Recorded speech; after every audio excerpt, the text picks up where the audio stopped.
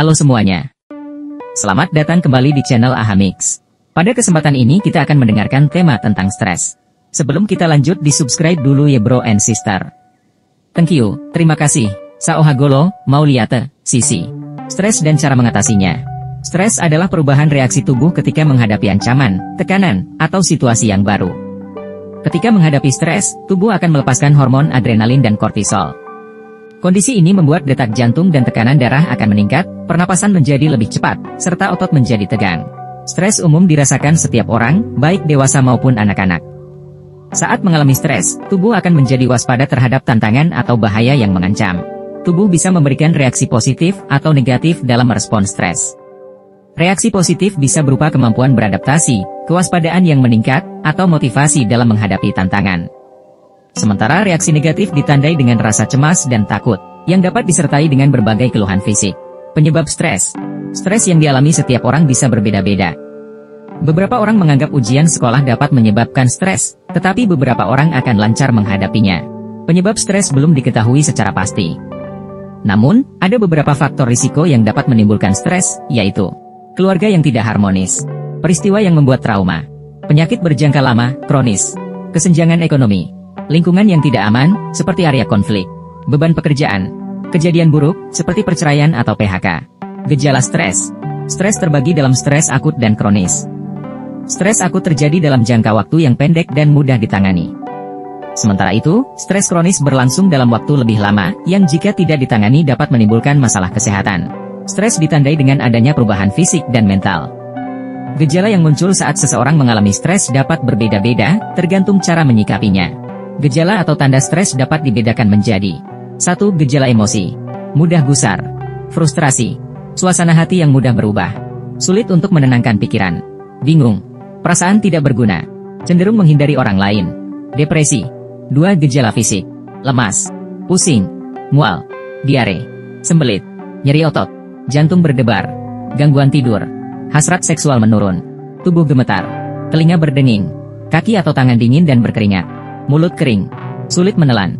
3. Gejala kognitif, sulit fokus, sering lupa, pesimis, cenderung berpandangan negatif, sering membuat keputusan yang tidak baik.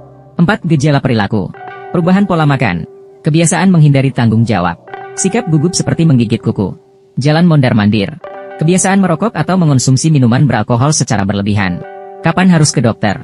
Segera ke dokter jika Anda mengalami stres yang berkepanjangan. Stres dalam waktu yang lama dapat membahayakan kesehatan mental dan fisik. Anda disarankan ke dokter jika mengalami stres dan menunjukkan perilaku seperti tidak bisa mengendalikan rasa takut dan panik, tidak dapat melakukan aktivitas sehari-hari, selalu teringat pada peristiwa yang membuat trauma, sering merasakan pusing atau detak jantung meningkat, sering mengalami gangguan tidur, muncul pikiran untuk bunuh diri. Diagnosis stres. Dokter akan meminta pasien mengisi kuesioner untuk mengetahui tingkat stres yang dirasakan.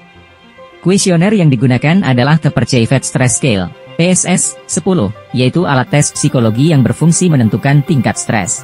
Dokter juga akan melakukan tanya jawab untuk mencari tahu penyebab stres. Saat konsultasi, Anda diminta untuk jujur menceritakan penyebab atau hal-hal yang dapat menimbulkan stres. Setelah mendapat gambaran dari hasil kuesioner dan tanya jawab, dokter akan menentukan apakah Anda mengalami stres akut atau kronis. Jika stres menimbulkan penyakit, dokter akan melakukan pemeriksaan penunjang untuk mendiagnosis penyakit yang diderita. Pemeriksaan penunjang yang dilakukan dapat berupa tes darah dan pemindaian, seperti CT scan atau MRI. Pengobatan stres.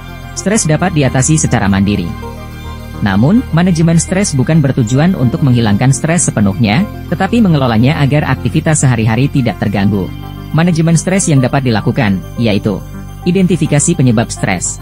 Cara ini dilakukan dengan mencari tahu apa yang memicu stres, seperti masalah pekerjaan, situasi rumah, atau hubungan dengan orang lain. Cari pemecahan masalahnya.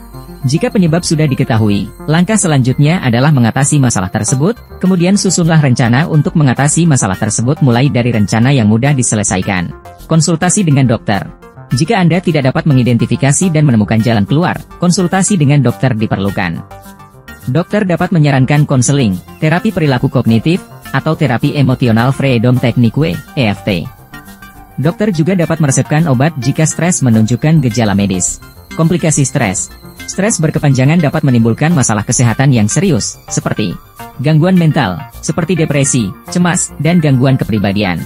Gangguan jantung, seperti detak jantung yang tidak normal, tekanan darah tinggi, hipertensi, dan serangan jantung. Gangguan pola makan sehingga timbul binge eating disorder atau obesitas. Gangguan siklus menstruasi, penurunan gairah seksual, masalah pada kulit, seperti jerawat, eksim atopik atau psoriasis, rambut rontok, gangguan sistem pencernaan, seperti GERD atau gastritis. Pencegahan stres. Stres dapat dicegah dengan menjalani pola hidup yang sehat. Cara yang bisa dilakukan adalah beristirahat dan tidur yang cukup setiap hari. Meluangkan waktu untuk melakukan hal-hal yang disukai, seperti membaca buku, menikmati teh hangat, mendengarkan musik, atau menonton